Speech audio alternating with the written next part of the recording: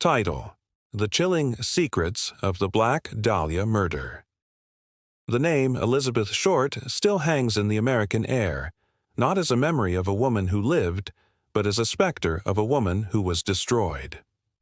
On a clear, cold morning in January 1947, a mother taking her child for a walk through a vacant lot in Los Angeles saw what she thought was a discarded mannequin. It was not. The body was severed cleanly at the waist, drained entirely of blood, and posed with a grotesque theatrical precision. Her face was slashed from the corners of her mouth to her ears, creating a ghastly, permanent smile, a rictus that would later inspire the macabre nickname the press would seize upon: the Black Dahlia. She was 22 years old. Elizabeth Short's journey to that desolate lot was a trail of shattered dreams. She had left her hometown of Medford, Massachusetts, with the same hopes as countless other young women, to see her name in lights. With her jet-black hair, pale skin, and striking features, she possessed a cinematic beauty that turned heads, but Hollywood proved to be a merciless grind. She was transient, moving between rented rooms and the homes of fleeting acquaintances, her life a series of near misses and promises that never materialized. Friends described her as charming yet deeply vulnerable, a girl who spun tales of a fiancé lost in the war and who clung to the glamorous affectations of the movie stars she admired. She was last seen alive outside the Biltmore Hotel in downtown L.A., a picture of youthful anticipation, a stark contrast to the horror that would be discovered days later. The investigation, led by the LAPD's most hardened detectives, was immediate and massive, but it was immediately poisoned. The crime scene was a circus. Reporters and photographers swarmed the vacant lot, trampling potential evidence, their flashbulbs popping like fireworks against the grim tableau. The sensational nature of the murder, the bisection, the mutilation, the chilling pose, meant the story was front-page news across the nation.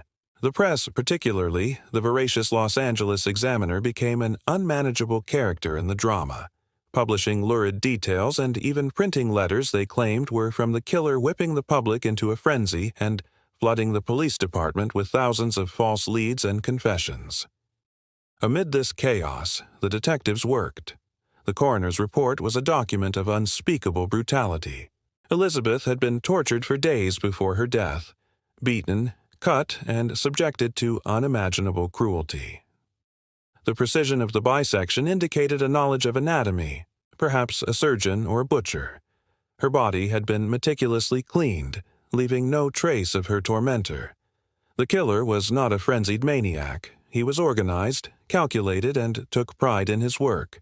The police began to sift through the shadows of Elizabeth's life, a world of aspiring starlets, slick-talking men, and Hollywood bottom-feeders. They interviewed a parade of suspects: the married salesman she was seen with, the bitter ex-boyfriend, the creepy landlord. But alibis held and evidence was scant. The case was a labyrinth with no center. Then, a potential break. A woman contacted the police, claiming she had received a call from a man who identified himself as the killer. He directed her to a locker at the Los Angeles bus station. Inside, detectives found a treasure trove of Elizabeth's possessions: her suitcase, a shoeshine kit, and, most chillingly, an address book. The pages were filled with names, a roadmap to her social circle.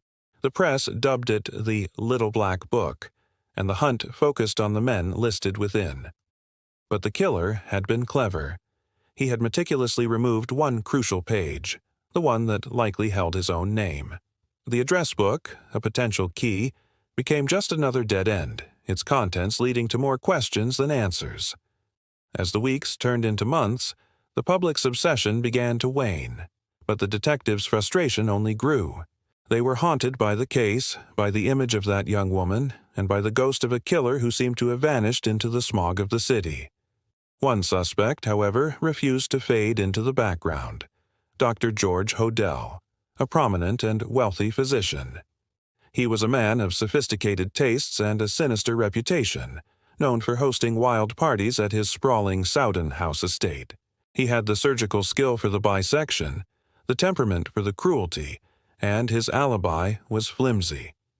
When detectives placed a wiretap in his home, they heard him utter words that would echo for decades. In a conversation caught on a crackling recording, his own son asked him about the Dahlia. There was a pause.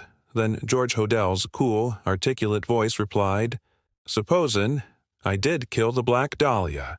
They couldn't prove it now. They can't talk to my secretary because she's dead." The tension in the squad room must have been electric. This was it, the moment they had been waiting for.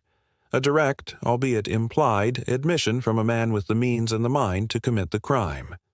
They moved quickly, presenting their evidence to the district attorney. But the legal system demanded more than a suspicious comment on a secret tape. The DA's office was hesitant. The wiretap evidence was questionable, possibly inadmissible. There was no physical evidence, no blood, no murder weapon, no witness that could place Hodell at the scene or connect him directly to Elizabeth Short. Without a corpse, a murder case is difficult. With a corpse as mutilated as Elizabeth's and still no physical evidence, it was nearly impossible. The case against George Hodell was officially dropped for lack of evidence. He would later leave the country, a free man living out his days in Asia, the shadow of suspicion following him to the grave. The Black Dahlia murder became LA's most infamous cold case, a festering wound on the city's soul. It spawned countless books, theories, and suspects, from the unknown drifter to the famous director. But the official file remains open, a testament to a failure of justice. The killer, whether he was the sophisticated Dr. Hoddle or a phantom who truly disappeared, achieved a dark form of immortality, his identity swallowed by time, his horrific act forever defining his victim. Elizabeth Short, the woman who dreamed of being a star, became eternally remembered not for her life, but for the theatrical brutality of her death. Her story is a stark reminder that some doors, once closed, can never be opened again. If stories like this keep you hooked, hit subscribe for more.